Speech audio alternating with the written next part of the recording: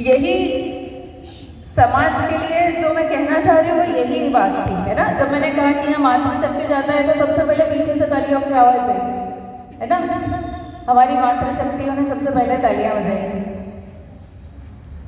फिर पुरुषों को कहना पड़ा कि आप इनको प्रोत्साहित कीजिए, है ना। हमें साथ मिलकर चलना है ना। हमें तभी तो इक्वलिटी आएगी, वरना इक्वलिटी किस बात की, जब आप दोनों को आपको बराबर चलना है ना। तो अगर महिलाएं कहीं आगे तो हमको उनको और आगे बढ़ाना है, और कहीं हमारे पुरुष भाई आगे, जैसे हमारे बजरंगी भाई वो कभी आगे जाते हैं तो कहीं ना कहीं उनको शक्ति किसकी मिलती है, अपने घर की माताओं की, उनकी पत्नियों की, उनकी बहनों की। तो जितने हमारे बजरंग दल के भाई है उतनी ही सभी उनकी माताएं, बहनें, उनकी पत्नियां हैं जो उनको ये कार्य देश की सेवा का करने के लिए दे रही है। यह बड़ी बात है। अगर हम कहें कि हम मातृशक्ति, चलो भाई लोग तो है बहुत अच्छे काम करते हैं, कोई सेना में जाता है, कोई IPS IAS है, बड़ी बड़ी पोजीशन पे, हमारी मातृशक्ति भी हर जगह, हमारी मातृशक्ति भी कहीं कम नहीं है। आज हमारी राष्ट्रपति कौन है, एक मातृशक्ति है ना। तो हमारी मातृशक्ति भी बिल्कुल कम नहीं है। हम देखें, चाहे वो पौराणिक काल हुआ हो, पौराणिक काल में बात अगर हम करते हैं माता कुंती की, तो माता कुंती ने वन में रह करके 5 बच्चों को इस प्रकार से शिक्षा और संस्कार दिए। उन्होंने केवल शिक्षा और संस्कार दिए जिसके बल पे उन 5 पांडवों ने विश्व का सबसे बड़ा धर्म युद्ध जीत लिया। ये परवरिश का फर्क है। और परवरिश कौन दे सकती है, हाँ, है ना। उसके बाद हम उदाहरण देखते हैं। अब हम आते हैं हमारे आज़ादी के काल पर। जब हम अंग्रेजों से आज़ादी की लड़ाइयाँ चल रही थी तो हमारी माता लक्ष्मीबाई, रानी लक्ष्मीबाई ने क्या किया, अपनी अपने शौर्य का उन्होंने परिचय दिया, है ना। और उन्होंने आज़ादी की एक बड़ी लड़ाई लड़ी और उनको हम आज भी याद करते हैं। और उनके द्वारा चलाया गया जो स्वराज्य का सपना था वो आज भी हमारे पास है। हम अभी भी चाहते हैं कि भारत कैसा हो, अखंड। और हम जिस नगरी में हैं अहिल्या माता, उनके संस्कारों की अगर मैं बात करूं तो आप सभी जानते हैं कि जब अहिल्या माता अपने नगर से गुजर रही थी अपना रथ लेके, तो उन्होंने एक गाय को देखा और उन्होंने नगरवासियों से पूछा कि ये इतनी उदास क्यों है, ये क्यों रो रही है, इसे क्या हुआ। तो उनको जानकारी मिलती है कि कुछ देर पहले उनके बेटे का रथ यहाँ से निकला था, जो कि उस गाय के बछड़े के ऊपर से निकल गया, जिसके कारण से उसका बछड़ा मर गया। तो अहिल्या माता ने क्या किया, सबसे पहले गई अपनी बहू के पास और अपनी बहू को बताया कि आज मैं नगर से निकल रही थी, मैंने देखा एक छोटी सी बछड़ी के ऊपर एक ने अपना रथ चला दिया, जिसके कारण से वो मर गई। अब बताओ इसका क्या न्याय होना चाहिए। तो उनकी बहू ने कहा बिल्कुल वैसा ही। तो फिर अहिल्या माता ने कहा बुलाइए अपने बेटे को बुलाया, बोले इसने किया है, ले जाओ इसे। और जब न्याय की और संस्कार की बात आई तो वो अपने बेटे को भी दंड देने से पीछे नहीं हटी।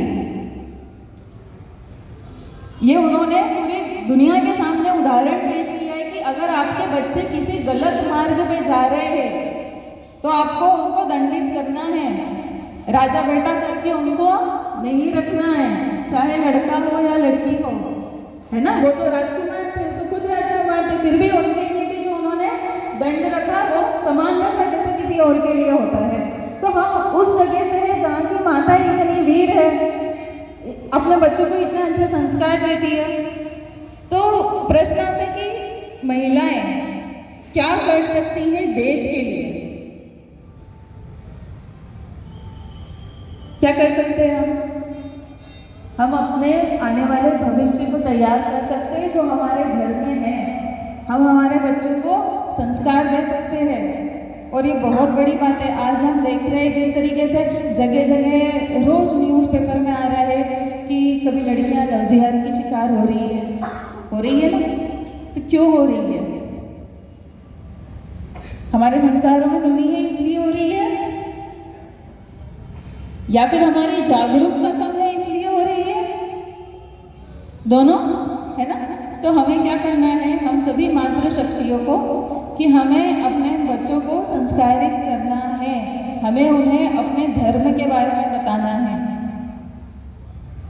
हमारे धर्म के बारे में उन्हें सिखाना है कि हमारा जो हिंदू धर्म है वो कितना पवित्र है, कितना सत्य है और कितने युगों से चलता आ रहा है। इसके बारे में हमको हमारी लड़कियों को बताना है, उनको सुरक्षित रखना है, उनको सजग करना है। तो मैं आप सभी मातृशक्तियों से आज यह निवेदन विश्व हिंदू परिषद की ओर से करना चाहती हूँ कि आप में से जो भी माताएं जिसे हम कार्य करते हैं, आप उसमें हमारे साथ जुड़िए और सहयोग दीजिए, ताकि हम इस तरीके से हमारी आने वाली पीढ़ी को हिंदू ही बनाए रखें। मैं नहीं चाहती कि यहाँ पे जो भी बैठा है वो कोई ये नहीं चाहेगा कि उनकी आने वाली पीढ़ी मूर्खों में ले ले। हमारे देश की जो संस्कृति है, जब हम राजस्थान की ओर देखते हैं तो केसरिया राजपूताना कितना सुंदर परिधान है।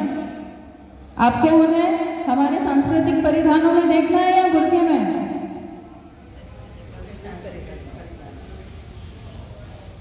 तो मैं आप सभी से यह निवेदन करना चाहती हूँ कि आप सब इस देश के कार्य के लिए, अपने धर्म के कार्य के लिए आप जुड़िए, आगे आइए। थोड़ा सा आपका और समय लेते हुए मैं आपको हमारे कार्य का, मातृशक्ति के कार्य का परिचय देना चाहती हूँ। हम इसमें सेवा, सत्संग और संस्कार, क्योंकि सेवा का भाव सबसे ज़्यादा एक स्त्री में ही होता है। संस्कार भी एक स्त्री ही सबसे पहले, एक माँ ही सबसे पहले अपने बच्चों को देती है। इसी प्रकार से सत्संग भी जो हम करते हैं, जैसे कि कोई भी त्यौहार होता है, एकादशी हो गई या जो भी त्यौहार आता है, तो हम मंदिरों में मिलकर के आरती करते हैं, सत्संग करते हैं, पूजा पाठ करते हैं। तो इस तरीके से हमें इन गतिविधियों में इन्वॉल्व रहना है, ताकि हमारी आने वाली पीढ़ी इसे सीख पाए। सेवा के कार्य के लिए और संस्कार के कार्य के लिए हमारी कुछ बहनें हैं जो कुंदन नगर में, अहीर खेड़ी में, इधर के कई और अन्य क्षेत्रों में भी संस्कार शालाएँ चलाती है। तो मैं चाहती हूँ कि उन संस्कार शालाओं में हम छोटे बच्चे लेते हैं, 15 साल से कम उम्र के बच्चे।